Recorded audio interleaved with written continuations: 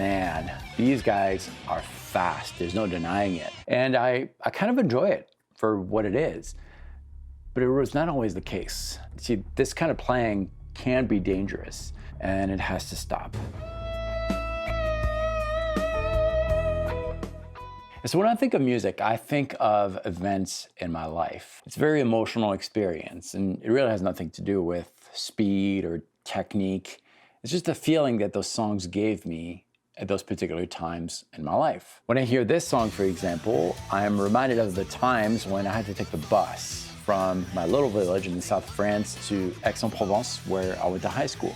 And that was a song I would listen to every single morning. This song reminds me of this specific day. I think I was probably 15 on my motorcycle, and I had just been basically rejected by a potential girlfriend. This one is very special. This particular song is the wedding march I wrote for my wedding day. Now, what's interesting is that I cannot tie any life event to the fast, ultra-technical, shreddy stuff. I'm not saying it's impossible. It's just that that's not what comes to mind for me. That's not really what touches my soul when I'm listening to music. And the reason I bet most of us can't relate to those songs in that way is that those pieces of music are just not designed for that. The purpose of these songs is just to demonstrate a certain technical level, a certain speed. And there's nothing wrong with that as long as you're listening to those songs with that filter. The thing is, I didn't realize that for a very long time. I thought that this kind of playing was expected. It was the new standard. And if you didn't play that way, you were missing out and you were not at the top of your game. And this kind of started in my early 20s. The technical players, remember the Shrapnel records, for those of you who were there at that time, brought a new type of playing, super technical, super fast, really enjoyable too in some respect, but it set the bar way up there. And I got really caught into that. Now, I was not able to play that way at all. I just hadn't put the time. I didn't really know the proper techniques. And the result of that, well, I felt really bad about myself and about my playing. Now, this was in the late 90s, the very early days of the internet, and that did not help at all. It didn't help because now, instead of being able to expose myself to those super highly technical players from my local music store, now it was all sent to me directly to my home, and I was facing this plethora of guitar players who seemed to set the bar higher and higher every single day. And then, to make things worse, came the Guitar Hero game. Remember those games? When that came out, I was teaching guitar locally, and I saw a massive influx, that's a smart word, of students coming because of the game. See, what that game did was to kind of give the idea that there were different levels of guitar playing, and it was all based on technical skills. And all those kids who came to me for lessons were really, really good technically because they approached guitar like you would approach a video game. And that made me feel a little behind because I could not do that. See, I didn't have the time to dedicate to those things. But I tried. See, after a long day of teaching, I would spend hours listening to these shred players, trying to gain the ability to play the way they played. I would spend most of my evenings working on repetitive skills, alternate picking, sweeping, tapping, memorizing super technical licks that I can really use in my music. But like I said, I fell into that trap, thinking that that's what I had to do in order to be a good musician. Now, I just want to make things clear here. I am not saying that technique is bad. I am not saying that fast players don't have it. That's not what I'm saying at all. And it's not even coming from a place of jealousy for not being able to play those things. What I am saying, though, is that there could be a potential danger if you're one of these players who has the mindset thinking that I need to practice my technique 10 hours a day in order to become a better musician. So anyways, that was me. And for a few years, that's all I did. Worked on the technique for the sake of working on technique. Until something happened the evening of March 23rd, 2007. Now at the time, my band, Fairwind, got a little bit of traction in the south of France where I grew up. And we got the opportunity to open for local guitar hero, Richard Colma. So sorry, just a second. That's Laura, my editor. Hey David, how are you? I was working on the video and I was editing the part with Richard's story, but the B-roll that you sent, I don't think we can use because the quality is not that great. So I was wondering if you have any other ideas. Wait a minute. This might work. Hey, no problem at all. I'll shoot some new B-roll for you and I'll send that to you right away. Richard played instrumental rock.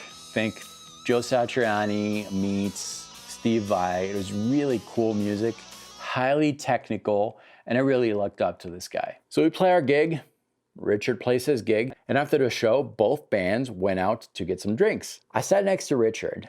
It was a little intimidating first, because I was really looking up to the guy, but we started talking about board games. We had that in common, out of all the things. And we realized that we had a lot more in common than just board games. Our approach to music was very, very similar. And so Richard invited me to meet him at his studio for just a casual, fun jam the next Saturday. I was pretty nervous because remember, Richard was like the guitar hero. He could play all the licks. He was fast, he was smooth, he was highly technical, but also really melodic. So here I am, show up to his place, and he had a few backing tracks, and we start jamming. And it was kind of interesting because, first of all, the way that Richard played was nothing like I had heard him on his albums. It was a lot slower, a lot more melodic. I enjoyed that a lot more, and I didn't feel really intimidated at all. I felt more excited and in awe of what I was hearing. Very melodic, very subtle. Things I could play as far as the technique goes, but also things I could not play because I was not Richard. You know, all those micro movements you do that give you your own tone? Tone is in your fingers. Well, that's exactly what I had experienced that afternoon. And then I took a turn taking a few bars, improvising, and Richard was smiling and enjoying what I was playing. Me, the guy who couldn't play the stuff that he had been playing his whole life on his albums, but he was enjoying it. And that made me realize it's really not about playing super fast or about playing long, complicated technical licks. It's about sharing a personal experience through the language of music. Richard and I became really close friends, and we'd have these conversations on the technical bar of guitar, getting higher and higher and higher, and also this struggle we had trying to keep up. And he actually told me that he felt the same exact way I had been feeling years prior, where I was trying to chase that unattainable thing. And in the process, we both kind of lost touch with the true essence of music. Those conversations with Richard really changed everything for me. I no longer spent hours just on technique for the sake of technique. I was still working on my instrument, but for the better purpose. Let me show you how it works. All right, in this scenario, we're gonna say that we want to develop a strong alternate picking technique. So we have a simple exercise to master, an exercise we took from anywhere. This one is from this guy. As soon as we know enough of the exercise to be able to play it at a very slow speed, we're gonna start using it in a musical context right away. Now here's the thing. As I'm playing, I'm not gonna start with that exercise right away. I wanna start phrasing the way that I usually play. Then I'll inject that.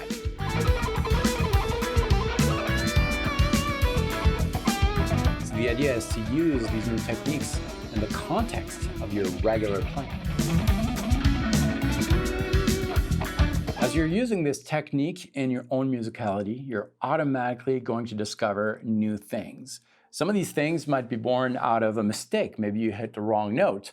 That's when you pause and you try to figure out why that note was played at that point. Maybe it was a lack of concentration, or maybe it was a lack of synchronization with your two hands, or maybe it was just the position of the fretboard you were playing in. A mistake can actually be a really good thing, but you really need to be aware of what you're doing, engage your ear in the process. That's going to help you develop your own musical personality as you're implementing these techniques into your playing.